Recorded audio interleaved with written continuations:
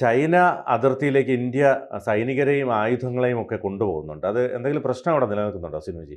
ബിനു അങ്ങനെ വേണം കരുതാൻ. കാരണം എന്താ അറിയോ, നമുക്കറിയാം ഈ ചൈന ബംഗ്ലാദേശ് അതിർത്തിയൊക്കെ നിൽക്കുന്ന ഇന്ത്യയുടെ വടക്കിഴക്കൻ സംസ്ഥാനങ്ങളുണ്ടല്ലോ, 7 സിസ്റ്റേഴ്സ് എന്നറിയപ്പെടുന്നത്. അതെ. ഈ വടക്കിഴക്കൻ സംസ്ഥാനങ്ങൾ ഉൾപ്പെടുന്ന മേഖലയിലേക്ക് ഇന്ത്യ വ്യോമ പ്രതിരോധ സംവിധാനങ്ങളൊക്കെ സെറ്റ് ചെയ്യുന്നു. കൂടാതെ യുദ്ധവിമാനങ്ങൾ അയക്കുന്നു. അപ്പൊ എന്തോ അവിടെ പുകയുന്നു എന്നൊരർത്ഥം വരുന്നില്ല. ഇതിന് സമാനമായ സാഹചര്യം. ഇതിനെന്താ കാരണം എന്താ പറയുക, ഈ മുഹമ്മദ് യൂനിസ് എന്ന് പറയുന്ന ബംഗ്ലാദേശിലെ നിലവിലെ അഡ്വൈസർ ഇടയ്ക്കൊന്ന് ചൈനയിൽ പോയിരുന്നു ഈ അടുത്ത സമയത്ത്. അപ്പൊ ചൈനയിലെ ഷീ ജിങ് പിന്നുമായിട്ട് ചില കൂടിക്കാഴ്ചകൾ, ചില ചർച്ചകൾ, ഉടമ്പടികളൊക്കെ ഒപ്പുവെച്ചു. അപ്പൊ ഇതിന്റെ അടിസ്ഥാനത്തിൽ അന്ന് ഈ മുഹമ്മദ് യൂനിസ് പറഞ്ഞിരുന്നു, സിലിഗുരി എന്ന് പറയുന്ന ഇടനാഴിയിലെ അതിന്റെ ഭാഗത്തേക്ക് ഞങ്ങൾ ചില ഇൻവെസ്റ്റ്മെന്റിനുള്ള സൗകര്യങ്ങളൊക്കെ ചെയ്തു തരാം ചൈനയ്ക്ക് എന്ന് പറഞ്ഞു.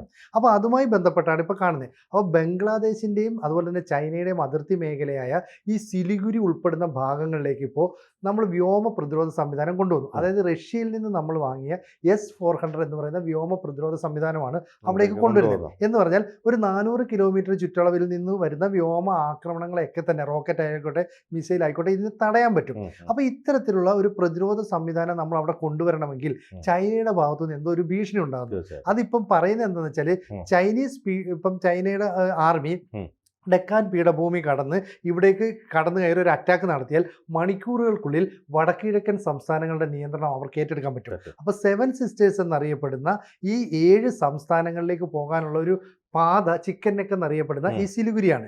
ഏതാണ്ട് 22 കിലോമീറ്റർ അതിൻ്റെ വീതിയുള്ളൂ. അപ്പോൾ 22 കിലോമീറ്റർ വീതിയുള്ള ഈ ഭാഗത്തേക്ക് വലിയൊരു ആക്രമണം നടത്തിയാൽ നമ്മൾ എങ്ങനെ പ്രതിരോധിക്കുമെന്ന് സംശയമാണ്. അപ്പോൾ നമ്മൾ റഷ്യയിൽ നിന്ന് S-400 എന്ന് പറയുന്ന വ്യോമ പ്രതിരോധ സംവിധാനം വാങ്ങാൻ നേരത്തെ ആലോചിച്ചു. അന്ന് ഇത് സ്ഥാപിക്കാൻ ഉദ്ദേശിച്ച ലഡാക്കിലും അതുപോലെ തന്നെ ഈ വടക്കിഴക്കൻ സംസ്ഥാനങ്ങൾ ഒഴിച്ചുള്ള പ്രദേശങ്ങളിൽ, അതായത് സമുദ്രാതിർത്തി പങ്കിടുന്ന സംസ്ഥാനങ്ങൾ, പ്രത്യേകിച്ച് ദക്ഷിണേന്ത്യൻ സംസ്ഥാനം എന്ന് പറയാം. അപ്പോൾ അത്തരത്തിലുള്ള സംസ്ഥാനങ്ങളെ അല്ലെങ്കിൽ മേഖലകളെ ഒഴിവാക്കി എന്തിനാണ് ഇപ്പോൾ S-400 ഇവിടേക്ക് കൊണ്ടുവരുന്നതെന്നാണ് ഒരു വലിയ സംശയം ഉയരുന്നത്. മാത്രവുമല്ല, ഈ വ്യോമ മേഖലയിലുള്ള അറ്റാക്കുകളെ പ്രതിരോധിക്കുന്നതിന് വേണ്ടിയിട്ട് മാത്രം വലിയ സംവിധാനങ്ങൾ, ഇന്ത്യൻ നിർമ്മിത തദ്ദേശീയമായ പ്രതിരോധ സംവിധാനം അങ്ങോട്ട് കൊണ്ടുപോകുന്നു. ഒപ്പം ചില യുദ്ധവിമാനങ്ങളെ അങ്ങോട്ടേക്ക് എത്തിക്കുന്നു. അതായത് അവർ പറയുന്നത് ഈ ഹാഷിമാര എയർബേസിൽ റാഫേൽ മൾട്ടിവോൾ ഹൈജെറ്റുകൾ എന്ന് പറഞ്ഞാൽ യുദ്ധവിമാനങ്ങൾ ഇവിടേക്ക് എത്തിക്കുന്നു. അപ്പൊ എന്തിനാണ് അങ്ങനെ കൊണ്ടുവന്നത്? അപ്പോൾ ഒരു പ്രശ്നങ്ങൾ അവിടെ ഉണ്ടോ എന്നുള്ളത്. അതായത് ഈ 4.5 വർഷം നീണ്ട സംഘർഷത്തിന് ശേഷമാണ് യഥാർത്ഥ നിയന്ത്രണ രേഖയിൽ ഈ ഒത്തുതീർപ്പിന് ഇന്ത്യയും ചൈനയും തയ്യാറായത്. അറിയാലോ, അതായത് ഇന്ത്യ റഷ്യയിലെ കസാൻ നഗരത്തിൽ ചൊവ്വാഴ്ച ഈ അന്ന് ആരംഭിച്ച ഒരു ബ്രിക്സ് ഉച്ചകോടിക്ക് തൊട്ടു മുമ്പ് ആണല്ലോ ഈ ഒരു പ്രഖ്യാപനം അന്ന് ഉണ്ടായത്. അതായത് അതിർത്തിയിൽ തർക്കം ബാക്കി നിന്ന ഡെംചോക്ക് അങ്ങനെയുള്ള ഇടങ്ങളിലൊക്കെ പിന്മാറി പെട്രോളിംഗ് പുനരാരംഭിക്കാനുള്ള തീരുമാനം നടപ്പായാൽ ഇന്ത്യയുടെ നയതന്ത്ര രംഗത്തെ എക്കാലത്തെയും വലിയ വിജയങ്ങളിൽ ഒന്നായി തീരുമെന്നൊക്കെ അന്ന് പറഞ്ഞിരുന്നു. ചൈനയ്ക്ക് ശീലമില്ലാത്ത ഈ പിന്മാറ്റത്തിന് കാരണങ്ങൾ പലതുണ്ടാകാമെങ്കിലും ഈ ഗൽവൻ താഴ്വരയിൽ 2020 ഇരു രാജ്യങ്ങളിലെ പട്ടാളക്കാർ ഏറ്റുമുട്ടിയത്. അതിനുശേഷം ഈ സംഘർഷാവസ്ഥ തുടരുന്നുണ്ട്. പക്ഷെ ഇപ്പൊ എന്താ പ്രശ്നം, ഡൊണാൾഡ് ട്രംപ് ഇവിടെ വന്നിച്ച് ചില ടാക്സുമായി ബന്ധപ്പെട്ട ചില നിലപാടുകൾ എടുത്തപ്പോൾ ഇന്ത്യയെ വെറുപ്പിക്കരുതെന്ന് ചൈനയ്ക്ക് മനസ്സിലായി. കാരണം ചൈന അമേരിക്കയുടെ ഒരു ശത്രുവാണ്, പക്ഷെ ഇന്ത്യ അങ്ങനെയല്ല. അപ്പൊ ഇന്ത്യയുമായിട്ട് ഇപ്പൊ തൽക്കാലം ഒരു ഒത്തുതീർപ്പിൽ പോകാം, അതുകൊണ്ട് മറ്റേ വെടിനിർത്തലൊക്കെ അവിടെ നിൽക്കട്ടെ എന്നുള്ള രീതിയിൽ ചൈന ഒന്ന് അഡ്ജസ്റ്റ് ചെയ്തു. അപ്പൊ അതിന്റെ ഇടയ്ക്കാണ് ഈ മുഹമ്മദ് യൂനിസ് ചൈനയെ ചെല്ലുന്നത്, അവരുമായിട്ട് ഉടമ്പടിയിൽ ഒപ്പിടുന്നത്. അവർ പറഞ്ഞ് ഞങ്ങൾക്ക് ചൈന കുറെ പൈസയൊക്കെ തന്നല്ലോ, അതിനകത്ത് ഒരു ഇളവ് തരണം, അതായത് വായ്പയിൽ പലിശ നിരക്ക് 3% നിന്ന് 1% കുറയ്ക്കണം എന്നൊക്കെ പറഞ്ഞു. എന്നിട്ട് ഞങ്ങളൊക്കെ കുറയ്ക്കാൻ പറഞ്ഞു. എന്നിട്ട് പറഞ്ഞു ബംഗ്ലാദേശിൽ എന്തെങ്കിലും നിങ്ങൾ ഇൻവെസ്റ്റ് നടത്തിയാൽ ഇവിടെ സാലറി വളരെ കുറച്ച് കൊടുത്താൽ മതി ബംഗ്ലാദേശ് ജനങ്ങൾക്ക്, അവിടെ പട്ടിണിയാണ്, തൊഴിലില്ലായ്മയുണ്ട് എന്നൊക്കെ പറഞ്ഞു. അപ്പം പറഞ്ഞു ശരി, ചൈന ഷീ ജിൻപിങ് പറഞ്ഞത് ശരി, ഞങ്ങൾ അങ്ങോട്ടേക്ക് ഇൻവെസ്റ്റ് വരാം, ഞങ്ങളുടെ കുറെ കമ്പനികളെ അങ്ങോട്ടേക്ക് അയക്കാം, ഞങ്ങളുടെ ബാങ്കുകൾ അവിടെ തുടങ്ങാം എന്നൊക്കെ പറഞ്ഞു.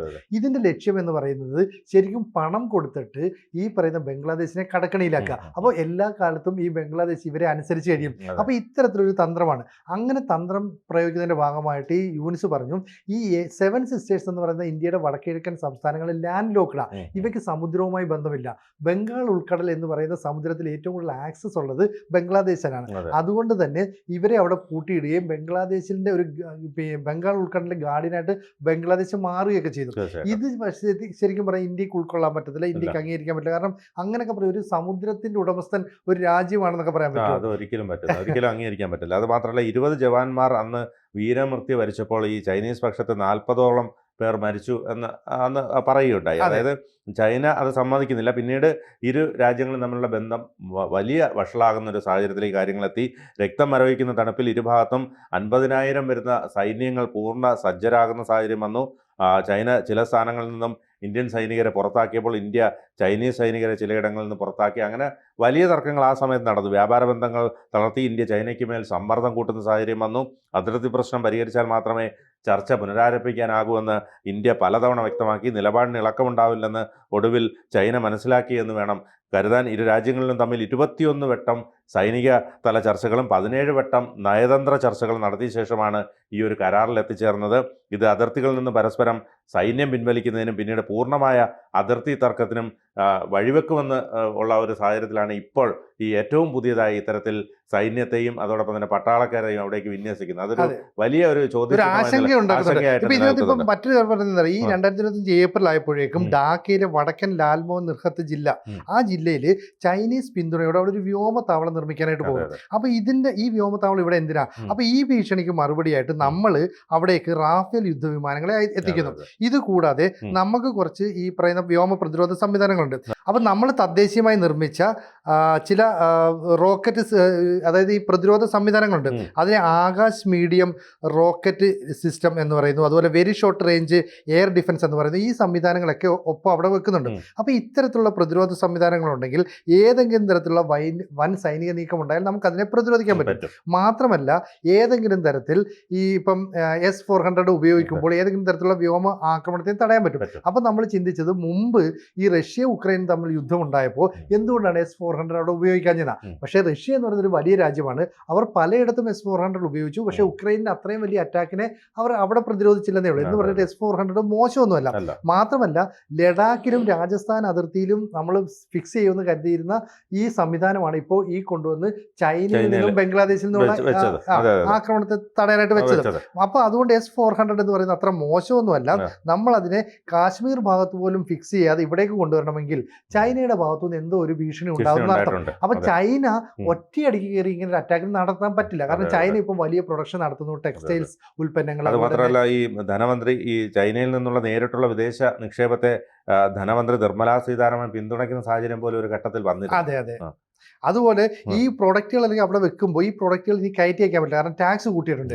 അങ്ങനെയുള്ള ഒരു സാഹചര്യത്തിൽ ഇന്ത്യയുമായിട്ടൊരു ടൈഅപ്പിലേക്ക് എത്തണം. അങ്ങനെ ടൈഅപ്പിലേക്ക് എത്തുകയാണെങ്കിൽ സ്വാഭാവികമായിട്ടും ബംഗ്ലാദേശിന്റെ ഉപദേശകനായ മുഹമ്മദ് യൂനിസ് പറഞ്ഞ എല്ലാ കാര്യങ്ങളും അവർക്ക് അംഗീകരിക്കാൻ പറ്റില്ല. കാരണം ഇന്ത്യയുമായിട്ടൊരു നല്ല സൗഹൃദ ബന്ധം ഉണ്ടാക്കേണ്ടത് ഇപ്പോൾ ചൈനയുടെ ആവശ്യമാണ്. മാത്രമല്ല ഇവർ പറഞ്ഞത് ഞങ്ങൾ കുറേ നിക്ഷേപമൊക്കെ നടത്തണമെന്നാണ് ബംഗ്ലാദേശ് പറഞ്ഞത്. പാകിസ്ഥാനിൽ പണ്ട് ഇതുപോലെ പോയി കുറച്ച് നിക്ഷേപമൊക്കെ ചൈന നടത്തി. അതായത് ബെൽറ്റ് ആൻഡ് റോഡ് ഇനിഷ്യേറ്റീവ് എന്ന് പറയുന്നത്. അവിടെ നിക്ഷേപം നടത്തിയും അവിടെ ഒരു ഗ്വാദർ എന്ന് പറയുന്ന ഒരു തുറമുഖം ഉണ്ടാക്കുന്നു, തൊട്ടടുത്തൊരു വിമാനത്താവളം ഉണ്ടാക്കുന്നു. പക്ഷെ അവിടേക്ക് ചൈനക്കാർക്ക് കടന്നു ചെല്ലാൻ പറ്റില്ല. കാരണം ആ മേഖല എന്ന് പറയുന്നത് ബലൂചിസ്ഥാൻ എന്ന് പറയുന്ന പാകിസ്ഥാൻ പ്രവിശ്യയിൽ ഉൾപ്പെട്ടതാണ്. ഈ ബലൂചിസ്ഥാൻ മേഖലയിലുള്ളവർക്ക് എപ്പോൾ വേണമെങ്കിലും പാകിസ്ഥാനിൽ നിന്ന് സ്വതന്ത്രമായി പോകണമെന്നാണ് ആവശ്യം. ഇവർക്ക് പിന്തുണ നൽകുന്നത് ഇന്ത്യയാണ്, റോയാണ്. അപ്പൊ സ്വാഭാവികമായും ബലൂചിസ്ഥാൻ ലിബറേഷൻ ആർമി എന്ന് പറയുന്ന ഒരു സായുധ വിഭാഗം ചൈനക്കാരെ കണ്ട അപ്പോൾ വെടിവെച്ചു വിടും. പാകിസ്ഥാൻ പട്ടാളക്കാർ അങ്ങോട്ട് ചെന്ന് അവർക്ക് നേരെ ആക്രമണം നടത്തും. അപ്പം വൻതോതിൽ പണം ചൈന അവിടെ നിക്ഷേപിച്ചു, പക്ഷെ ഒരു ഗുണവും അവർക്കുണ്ടായില്ല. അതുപോലെ തന്നെയാണ് ബെൽറ്റ് ആൻഡ് റോഡ് ഇനിഷ്യേറ്റീവിൽ ബംഗ്ലാദേശിൽ പണം നിക്ഷേപിക്കണമെന്ന് അവർ ആവശ്യപ്പെടുന്നു. അങ്ങനെയാണെങ്കിൽ പാലം നിർമ്മിക്കാം, റോഡ് നിർമ്മിക്കാം. പക്ഷേ ചൈന സൂക്ഷിച്ച് ചെയ്യുന്നുള്ളൂ. ഒരിടത്ത് പൈസ ഇറക്കിയിട്ട് ഇപ്പം കൈപൊള്ളിക്കുക. അതുകൊണ്ട് ഇനി ബംഗ്ലാദേശിലൂടെ പൈസ ഇറക്കി കൈകൊള്ളാൻ അവർക്ക് താല്പര്യമില്ല. മാത്രമല്ല ട്രംപും മോദിയും തമ്മിൽ നല്ല സൗഹൃദമായതുകൊണ്ട് ഇപ്പൊ ഇന്ത്യക്കെതിരെ ചൊറിഞ്ഞു വന്നാൽ നാളെ അമേരിക്ക എന്ത് നിലപാട് സ്വീകരിക്കുന്നു അറിയില്ല. അതുകൊണ്ട് തൽക്കാലം ഇന്ത്യയുമായിട്ടൊരു നല്ല ബന്ധം പുലർത്താൻ തുടങ്ങി. പക്ഷേ ചൈനയെ നമുക്ക് വിശ്വസിക്കാൻ പറ്റില്ല. എപ്പോൾ വേണമെങ്കിലും അവർ നമ്മൾ അതിർത്തിക്ക് ഈ സമയത്തെല്ലാം ഈ അടുത്ത കാലത്തെല്ലാം നമ്മൾ കണ്ടതാണ്. പല സമയത്തും അവർ ചൊറിയും അല്ലേ, ഉണ്ടാക്കിയാൽ പോലും അതെല്ലാം അതിനെ മറികടക്കുന്ന സംവിധാനങ്ങളാണ് ഉണ്ടാകുന്നത്. അപ്പൊ അത്തരത്തിലൊരു സംവിധാനം ഉണ്ടാകുന്നതുകൊണ്ട് നമ്മൾ S-400 എന്ന് പറയുന്ന വ്യോമ പ്രതിരോധ സംവിധാനം ഇപ്പോൾ ഈ വടക്കിഴക്കൻ സംസ്ഥാനങ്ങളെ സംരക്ഷിക്കാനായിട്ട് സിലിഗുരി മേഖലയിൽ സ്ഥാപിക്കുന്നു. റാഫേൽ യുദ്ധവിമാനങ്ങളെ അങ്ങോട്ടേക്ക് കൊണ്ടുപോകുന്നു. നമ്മൾ തദ്ദേശീയമായി നിർമ്മിച്ച വ്യോമ പ്രതിരോധ സംവിധാനങ്ങൾ സ്ഥാപിക്കുന്നു. ഒപ്പം ആർമിയെയും അങ്ങോട്ടേക്ക് അയക്കുന്നു. അപ്പോൾ എപ്പോൾ വേണമെങ്കിലും ഒരു ആക്രമണം അല്ലെങ്കിൽ ഒരു യുദ്ധസമാനമായ സാഹചര്യം അതിർത്തിയിൽ ഉണ്ടാകാം. അതിനെ പ്രതിരോധിക്കാനായിട്ട് ഇന്ത്യ ചില നീക്കങ്ങൾ നടത്തുന്നു എന്ന് തന്നെ നമുക്ക് പറഞ്ഞു വെക്കേണ്ടി വരും. കൂടുതൽ വാർത്തകളും വിശേഷങ്ങളും നിങ്ങളിലേക്ക് എത്താൻ ABC മലയാളം സബ്സ്ക്രൈബ് ചെയ്യുക, ബെൽ ബട്ടണും അമർത്തുക.